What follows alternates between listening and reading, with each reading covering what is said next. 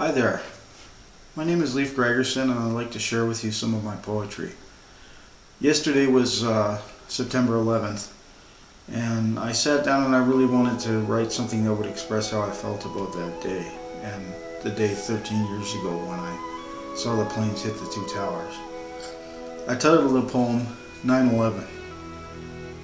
So many things came down to one instant, 13 years ago today. I saw it happen but could barely conceive it. It all seemed so strange and so far away. Just like the death of a president many years ago, I will never forget the moment I heard that one thing I wish I never had to know. I was standing in the TV room, seeing New York on fire. Those towers came down so shockingly soon, after another plane hit another tower. Ever since then, I sometimes have a dream that the day of the nukes has come, and when I do, I wake with a scream and fear that the worst has been done. So many brave men and women soon answered their nation's call. I remember having a candlelight vigil in the little darkness of that chilly fall. The world had changed forever. All of us had lost some innocence, and with our U.S. cousins we went together into the bombs and bullets and turbulence.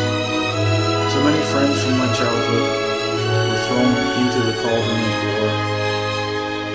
The love they all had for us knew no ends.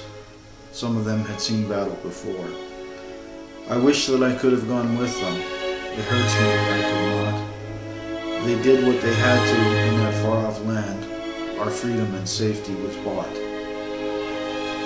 I cannot say that I long for war. I live my whole life in a peaceful land. It hurts me inside that I can serve no more. It hurts like no one can understand. So as you think of the towers exploding, as you remember the thousands killed, try not to feel my dark foreboding, and rest easy as God wills. Those veterans know how to bring down empires. They think little of risking life and limb, and each day all of them truly inspires me to draw my courage from deep within. We will always have our enemies. There shall always be battles and fights, but I will never forget the freedom bought for me by those brave heroes marching off in the night.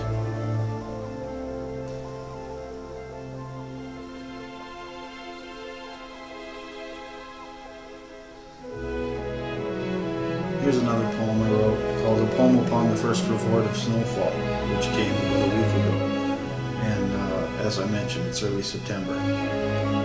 Another season gone, another chance is lost, as another summer ends again. Complacency has its awful cost, no matter if you wield sword or pen. A poet often struggles long, words eventually come. If one's heart is pure and mind is strong, and you learned your lessons when you were young. In just 2 more weeks I leave this land for Hawaii, surf and sun, to gaze at blue water, the skies and sand, to remind myself life must be fun. But in truth, as nice as paradise can be, never will I forget this precious land, ice cold and free, until I pay it my final debt. This northern land, this frozen home, this place wrought by God for all, where you see the sky alive with the glow and the brilliant colors of the fall. This unforgiving place is where I was born and where I met the love of my life. Though I may travel to a distant shore, I will dream of her one day being my wife.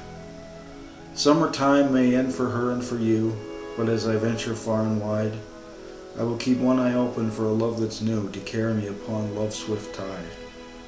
It is said love is best in springtime, and I will say I once loved a person then, but now past 40, my life feels more like fall, and my aging heart is still unmanned. Love your family, I say to you, and try to find someone to care for, to share your years, because anyone is better than no one.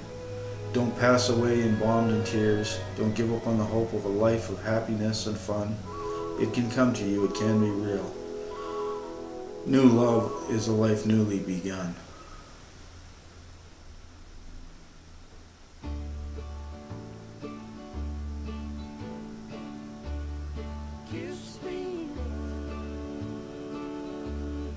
Here's one I wrote called In Her Eyes. Strange beauty, but not from the face of a stranger. Pure loveliness that comes only from deep within. I've seen that face many times, but not like this. I have feelings now that love may truly begin.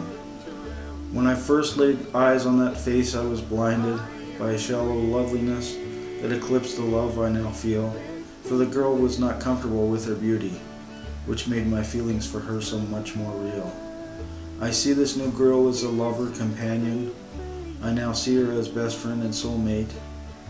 I let go of my need for a Barbie. I let go of my ego and hate. The one I once thought was a true love later showed she only cared for cash. Now I gaze in the eyes of true beauty. Love, beauty, and friendship I do know will last.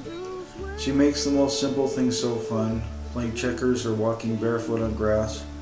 That other woman I once thought that I needed would turn up her nose and say we had no class. I love this simpler girl, my companion. She had showed me new ways to be glad. And the thing that's the greatest is I know she loves me. She's so much more than any dream I once had. Don't look for the girl who's the cutest. Don't chase after the one with the best things. Seek out your one true soulmate and be happy with the joy that he or she brings.